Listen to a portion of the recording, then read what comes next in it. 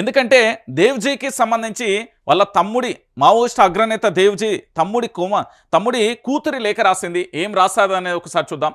ఏం తప్పు చేశారని ఆపరేషన్ కగార్, ఉగ్రవాదులపై లేని పగ ఉద్యమకారులపై ఎందుకో.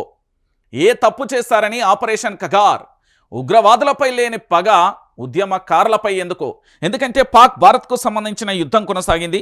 ఈ యుద్ధంలో భాగంగా పూర్తి స్థాయిలో కూడా ఒప్పందం అనేది జరిగింది. శాంతియుత చర్చలే అనుకోవచ్చు, ఆయుధ విరమణ అనుకోవచ్చు, ఏదైనా అనుకోవచ్చు. పూర్తి స్థాయిలో పాక్ భారత్కు మధ్య యుద్ధం అయితే ఆగింది అని భారత్లో అంతర్భాగమైన 1970వ దశకం నుంచి పూర్తి స్థాయిలో ఇక్కడి అనేక వర్గాల కోసం పోరాటం చేస్తున్న వాళ్లను అడవి బాటలో వెళ్ళి పూర్తి స్థాయిలో సమస్యల మీద పోరాటం చేస్తున్న మావోయిస్టు పార్టీకి సంబంధించిన కీలకమైన నేతలను ఇప్పటికే చాలా మందిని మట్టుబెట్టిన పరిస్థితి కనబడుతుంది. అమాయకమైన గిరిజన ప్రజల్ని కూడా మట్టుబెట్టారంటూ కూడా పూర్తి స్థాయిలో కూడా పౌర హక్కుల సంఘాలు కానీ, ప్రజా సంఘాలు కానీ, మావోయిస్టు పార్టీ సానుభూతి పరులు కానీ, అదేవిధంగా కమ్యూనిస్టు పార్టీలు కానీ ఇప్పటికే గొంతెత్తి నినాదించి ఆర్తనాదాలు చేసిన పరిస్థితి చూసాం.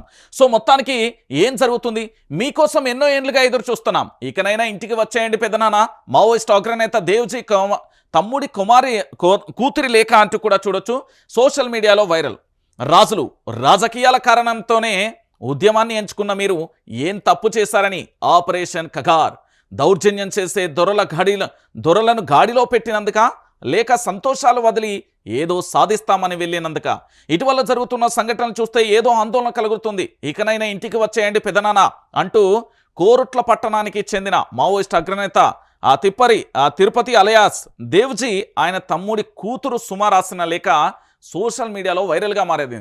ఆపరేషన్ ఖగార్ నేపథ్యంలో పెద్ద ఎత్తున మావోయిస్టులు ప్రాణాలు కోల్పోతున్న సందర్భంలో దేవ్జీ ఆయన కుటుంబ సభ్యులు రాసిన ఈ లేఖ ప్రాధాన్యత సంతరించుకుంది.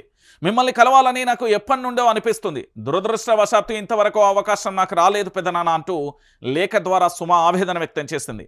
ఆపరేషన్ ఖగార్ పేరిట ఎన్కౌంటర్కు గురి అయిన వారి కుటుంబాలు కన్నీళ్లు పెట్టుకుంటున్నాయి.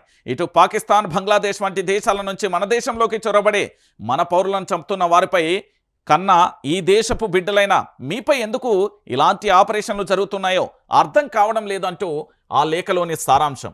అయితే దేవ్జీ తమ్ముడి కూతురు రాసిన ఈ లేఖ ప్రస్తుతానికి పూర్తి స్థాయిలో కూడా చర్చనీయాంశంగా మారిన పరిస్థితి కనబడుతుంది. ఎందుకు అనేది కూడా దాన్ని పూర్తి స్థాయిలో ఆరా తీసే ప్రయత్నం చేస్తే ఇగో ఇక్కడ కనబడుతుంది చూడండి. ఏంది అంటే, కన్నులను కట్టుకున్నోళ్లను విడిచి అడవుల బాట పట్టారు, పేదోళ్ళ కష్టాలు తీరాలని మీ ఆనందాలను వదులుకొని కార్లు బంగ్లాలు కాదాలని కారు అడవులలో ఉన్నారు అంటూ సుమ లేఖలో ప్రస్తావించింది. అసలు ఉగ్రవాదుల మీద లేని పగ ఉద్యమకారుల మీద ఎందుకని